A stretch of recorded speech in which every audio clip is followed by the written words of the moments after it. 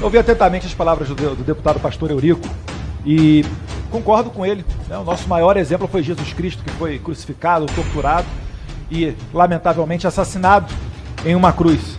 E ele se diz contra toda... E aí eu não vou... Desculpa aqui, pastor, retira minhas palavras, né? Na verdade, a esquerda, ela adota muito esse discurso, né, contra a pena de morte, etc. No entanto, quando a gente fala de 8 de janeiro, onde uma mera investigação é pedida para ser aberta aqui, o governo faz mundos e fundos para que ela não vá adiante. Então tenta abafar uma investigação, deixando por vezes senhorinhas que estavam acampadas à frente de quartéis generais dentro de uma prisão. Pessoas que jamais mereceriam passar na porta de uma delegacia, passando meses ali dentro. O caso do Anderson Torres é um dos mais notórios. Por que é que uma pessoa que retornou ao Brasil está presa? Quando a prisão preventiva, nós somos policiais e sabemos, se enquadra apenas quando existe risco de fuga, que não foi o caso, ele inclusive retornou ao país. Quando se está atrapalhando as investigações, ele não tem como atrapalhar, ele está preso. Ou quando está sob risco a ordem econômica ou a ordem pública. Não há qualquer motivo para isso. Ele que já tem um quadro depressivo, falam que já emagreceu mais de 12 quilos, alguns chegam a suscitar que ele tenha procurado, buscado se suicidar. Então, a gente quer saber com qual esquerda que a gente está lidando. Porque, inclusive, se tem uma crítica que nós vamos convergir com a esquerda, é a superlotação nos presídios. Eu defendo mais vagas nas cadeias para que não sejam superlotados. Perfeito, que se dê uma dignidade e também segurança à polícia penal que ali dentro trabalha. Que quando os presídios estão superlotados, além de garantir a insegurança desses agentes públicos, ainda traz recursos ao crime organizado. Porque um lugar melhor para o cara dormir, ele paga a cebola, ele paga o advogado. Quando ele sai em alguma saidinha, ele sai com a missão de cometer um assassinato ou um roubo para pagar a dívida que ele contraiu dentro do presídio superlotado. No entanto, quando esses temas chegam para serem apresentadas as soluções, lamentavelmente, só nós que queremos a construção de presídios para que tenhamos um ambiente mais digno. O que a esquerda quer? A esquerda quer justamente o contrário. Ela quer desencarcerar. É por isso, inclusive, eu tenho uma notícia aqui, que é de setembro de 2022, por exemplo, o governo do Rio Grande do Norte só usa 7% dos recursos para a segurança pública, talvez desejando esse tipo de cenário.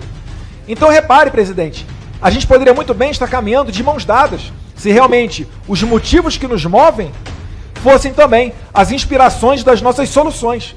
No entanto, não é isso que se verifica. Ainda destaco aqui que no tripé da insegurança pública, mais uma vez já falo, existe o desencarceramento. Normalmente, quando a polícia consegue prender em flagrante aquele bandido, ele tem a ficha criminal, né, que dá a volta no quarteirão. Segundo, o tráfico de drogas. Ou o criminoso está sob efeito de drogas, ou ele conseguiu a arma emprestada do tráfico, ou ele comete o crime dele e vai para uma favela dominada pelo tráfico, onde ele tem a proteção. E por último, o desarmamento. Na certeza que sua vítima está desarmada, eles pintam e bordam, fazem, acontece. Então por que o governo Bolsonaro conseguiu reverter isso? E pela primeira vez na história do Brasil a gente viu redução recorde no número de homicídios. Porque quando o assunto era desarmamento, ele fazia o contrário, ele armava o cidadão de bem. Ou melhor, permitia que ele se armasse, ainda que fosse altamente tributado, tá? A gente só experimentou uma pontinha de armamento para o cidadão de bem. Desencarceramento é justamente o contrário. Ano passado, com o apoio do governo, relatoria brilhante do capitão Derrite, a gente aprovou aqui o fim das saídas temporárias. É mais uma pauta que a gente tem que tratar e pressionar o Senado, né? Assim como a redução da maioridade penal. E por último, o tráfico de drogas. Recorde em apreensão no tráfico e recorde. A Polícia Federal, por exemplo, teve recorde na venda de bens apreendidos dos traficantes. É por isso que os homicídios reduziram, né? E não por outro motivo. Agora, vamos olhar o passado antes do governo Bolsonaro? Toda nova lei a partir de 1988, ela só dá conta de dar mais conforto ao bandido. É um arcabouço tão gigantesco, o cara tem fiança, medidas cautelares diversas da prisão, audiência de custódia. Se for preso, calma, fica tranquilo. Se for réu primário, em regra progride, depois de um sexto de cumprida a pena, tem visita íntima. Se for pobre, tem a questão da defensoria pública. Se for contribuinte do INSS, tem auxílio de reclusão para a família. Para quem estuda um pouquinho de Código Penal, é um passeio no parque, o nosso Código Penal. E é por isso, e não outra razão, que explode a questão da criminalidade aqui no Brasil. Então, esses são os pontos que a gente tem que colocar na mesa. E, certamente, mais uma vez, se nós quisermos combater a criminalidade, eu acho que esse é o tripé a ser combatido, né? Desencarceramento, desarmamento e tráfico de drogas. Lamentavelmente, uma sociedade desesperada como a nossa, ela se agarra a qualquer tipo de solução. Inclusive, gente que fala que legalizar as drogas acabaria com o tráfico, né? Faz-me rir uma pessoa que pensa dessa maneira. Muito obrigado, presidente.